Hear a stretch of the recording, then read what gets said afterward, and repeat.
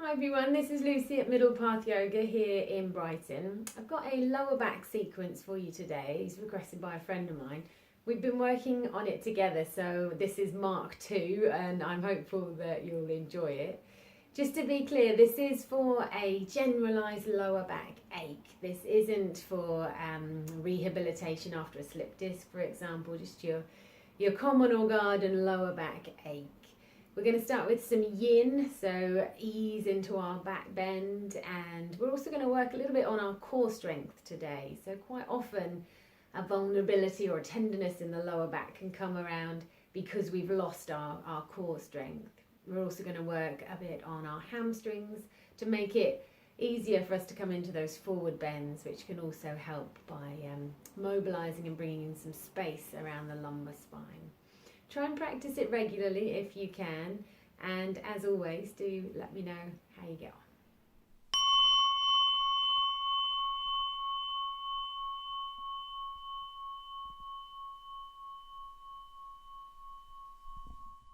So we're going to start our practice on the floor.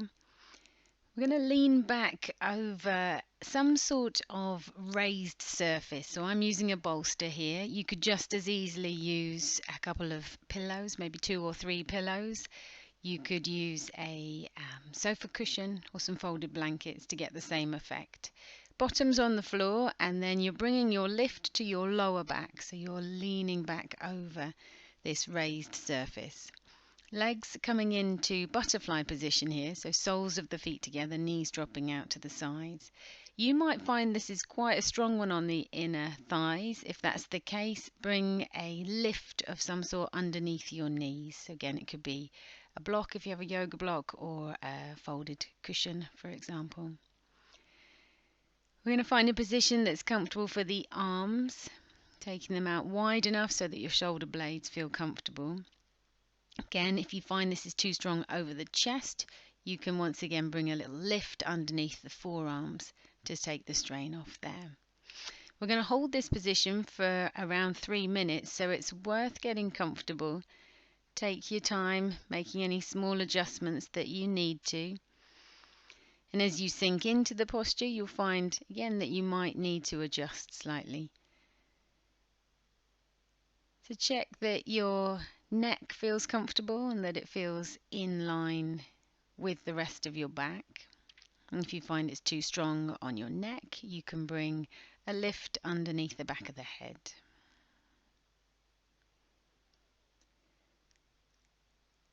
So we're in a gentle backward bend here. And backward bends are simultaneously often front openers. So let's enjoy this feeling of opening around the heart center, around the sternum, side ribs, space around the throat. See if we can allow the facial muscles to soften here, broadening around the forehead, allowing the eyebrows to separate. Relaxing your abdomen, allowing the belly to lift and lower, gently breathing here.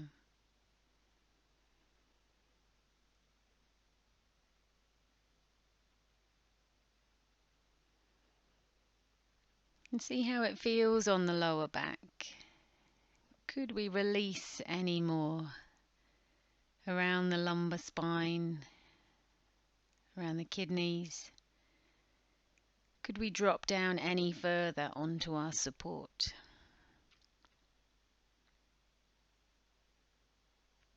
One more breath here.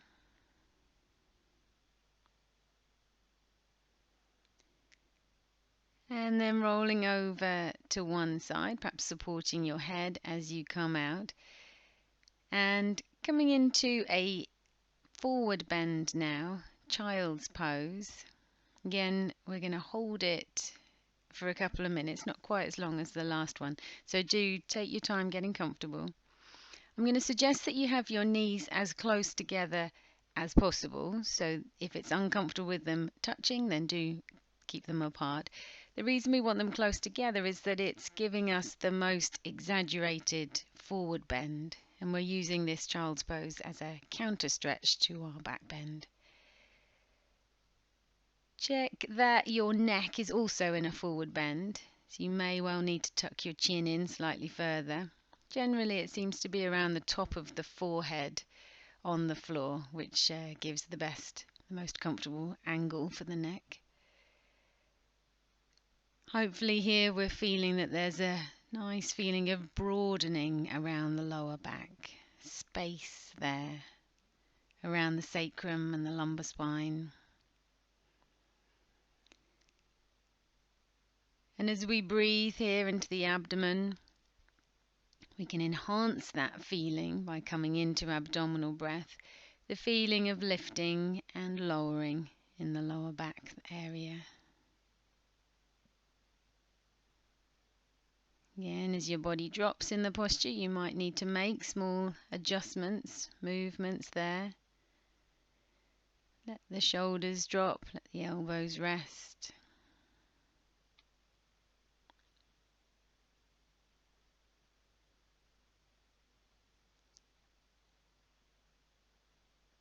Staying with the breath.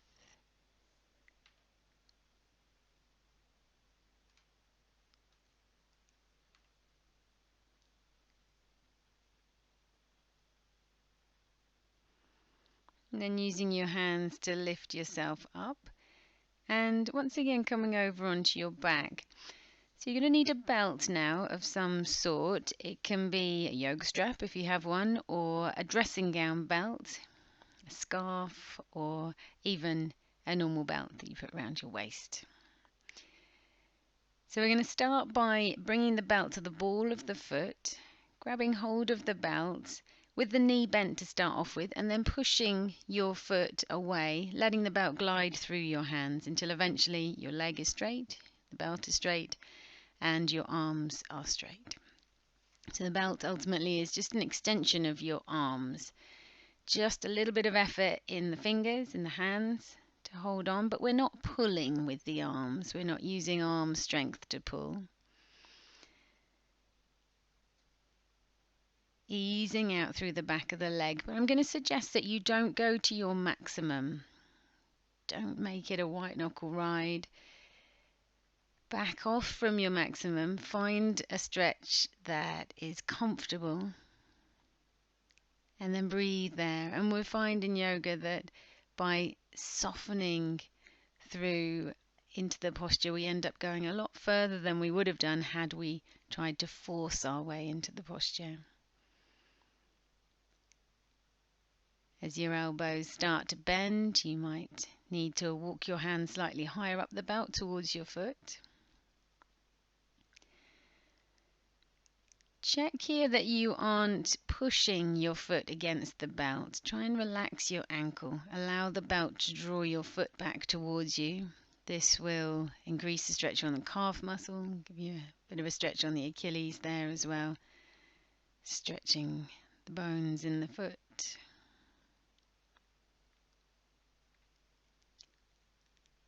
And then releasing the belt, just putting it to one side, taking hold of your shin and extending out the bent leg, rotating the ankle a few times in each direction, softening the shoulders.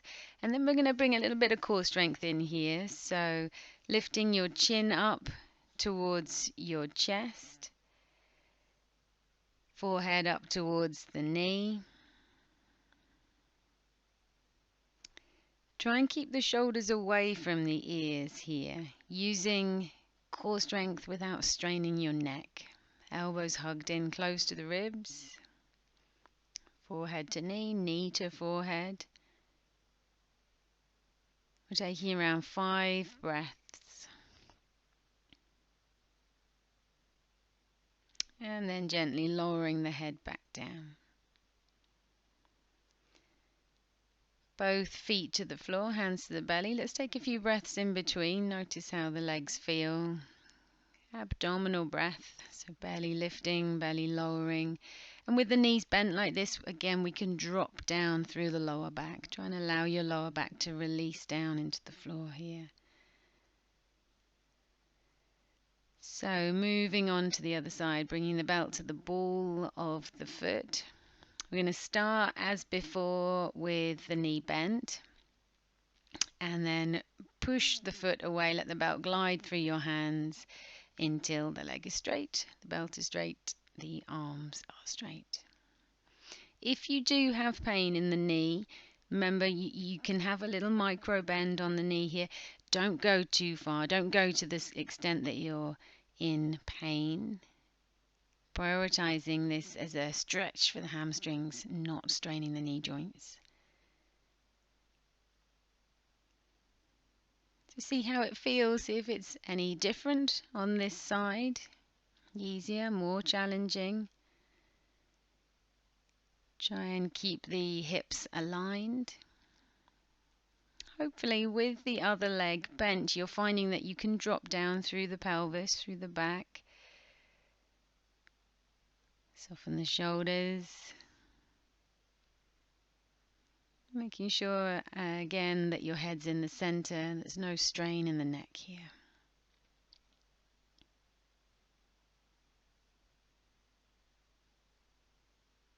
Inviting the back of the extended leg to soften, to lengthen. Again, relaxing the ankle, letting the foot come back towards you. And bending the knee once again, just moving your belt to the side, rotating the ankle a few times in each direction, hugging the knee in, and then extending the bent leg down the length of your mat. As before, then chin to chest, forehead up towards the knee, shoulder blades off the mat, keeping the lower back down, keeping that strength in the core muscles, in the biceps. No strain in the neck here. 5 breaths. And then lowering down. Let's hug both knees in and have a little rock from side to side. So continuing with that core strength now as we come into a piston movement with the legs. So the arms are under the body. You're sitting on your wrists, so your tailbone slightly off the ground. Pushing away with the foot flexed, pulling in with the foot pointed. So we're doing 5 on each side. Inhale as you draw in, exhale as you push away. And if that feels comfortable, you can do it with both legs together. So don't rush. If you're new to this exercise, do spend a few days just doing the single leg. If you feel confident to move up, then have a go with both legs together. But it is a strong one. Okay, so rolling over. You might like to sit up here onto a block or a folded blanket. Not imperative, but you might find it's easier to tilt the pelvis here. So we're coming into a posture called churning the mill. We're going to start with the hands on the hips, the soles of the feet on the floor, and the knees bent quite a lot here. Just try circling round a few times in each direction. So you can see that I'm leaning forwards. You might not be able to see in this video that I'm also leaning back on my circle. So if that felt okay, now interlocking the fingers, and we're going to keep the arms straight, hands, arms, shoulders all the same height off the floor. With the breath then, you're going to inhale as you lean back and exhale as you come forwards. Inhale back, exhale forwards. We can do 5 in each direction. Then see if we can go wider. Interlock the fingers, 1 finger along, and we'll go the other way around. Try and make this movement come from the pelvis. That's why we've got the legs bent here. Not just swinging the head, swinging the shoulders. Try and feel the tilt of the pelvis on the way back, tilt of the pelvis on the way forwards, over the top of your thigh bones. Drawing the knees in, hugging them in for a moment. Drop the chin, drop the forehead. A couple of breaths into the back ribs.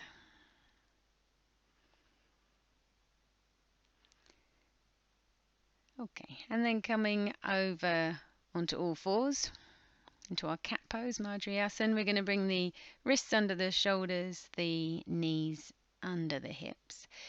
So we're going to do a very slow cat pose. We're going to start our movement from the tailbone. And I'd like you to see if you can isolate moving one bone at a time of your spinal column. So tuck the tailbone and just feel how the rest of your spine follows until eventually the head does.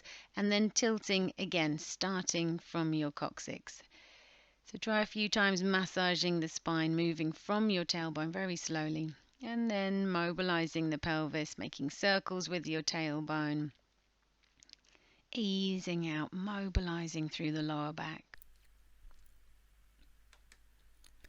And then coming up into a standing forward bend, a wide-legged standing forward bend, about the length of one leg in between your feet, and your feet are parallel. Taking hold of the elbows, we're going to come into pendulum pose, so swaying the body, the torso from side to side. Really nice fluid movement there, bringing in space to the lower back. Hopefully backs of the legs feeling nice and supple now after our hamstring stretch.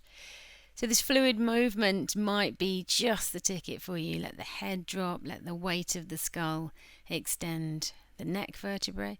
However, you might prefer today to do a static version of this forward fold, taking hold of the ankles. Knees might well need to be bent here. What we're aiming for is this rotation of the pelvis over the top of the thigh bones. So try and tilt the pelvis forwards.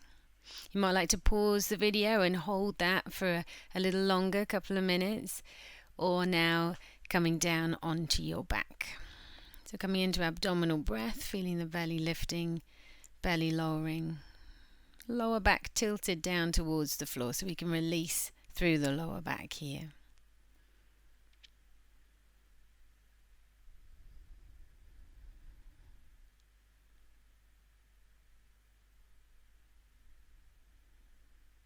We're going to finish our asana sequence now, coming into a supine twist. We're going to start with a flowing version and then a held one. Draw the knees in towards the tummy and then drop them to one side, turning the head the opposite way. We're going to breathe in, lift them back to the center, and breathe out, take them over to the other side. Inhale, center, exhale, twist. Trying, if we can, to keep the shoulder blades down, mobilizing, opening one side, closing the other, and then reversing that movement. So twists are really vital in our yoga practice. They're held very highly with regards to overall spinal health. Squeezing out stagnant blood, realigning the spine. So we're going to hold the posture now. Twisting, you can bring the block underneath the knees. If you don't have a block, remember we can use a folded blanket or a pillow. Resting your hand on the higher thigh, higher knee might be comfortable for you as well. So as I mentioned, let's see if we can drop the shoulder blades down, turning the head the other way if it's comfortable. If it isn't, just keep your neck in neutral. And noticing where this posture wants us to breathe. With your core strength, bringing the knees back towards the center. Dropping them over to the other side. Maybe it's comfortable for them to rest on the floor. Maybe we need that lift underneath the thigh or the knee. Turning the head the opposite direction if it's comfortable for you today.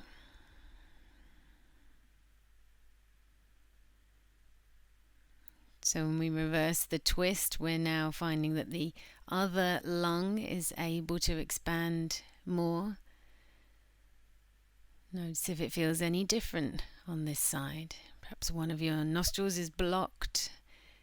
How does it feel to have the head turning this way?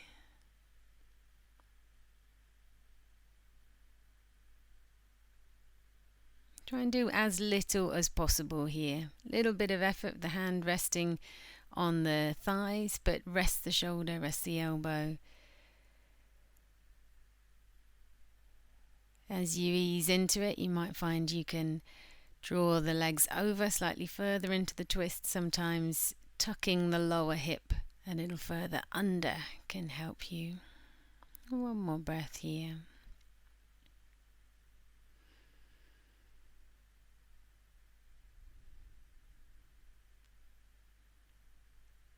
And using your core strength, drawing the knees back to the center, hugging them in, then placing one hand on top of each kneecap, keeping the knees stuck together. We're just going to make circles in each direction, drawing the knees in, pushing them away, massaging the lower back there, and then hugging them in, rocking from side to side if that feels good. Just take a moment with the spine back in neutral after our twist. And we'll complete our practice by coming back into that abdominal breath. Spine in neutral, head, neck, back in line. Soles of the feet to the floor. Lower back tilting down towards the mat. Feeling a broadening around the lumbar spine, around the sacrum, dropping down around the kidneys. And staying here for as long as you need to, observing the effect of the postures on your body, watching your breath, allowing the mind to calm down.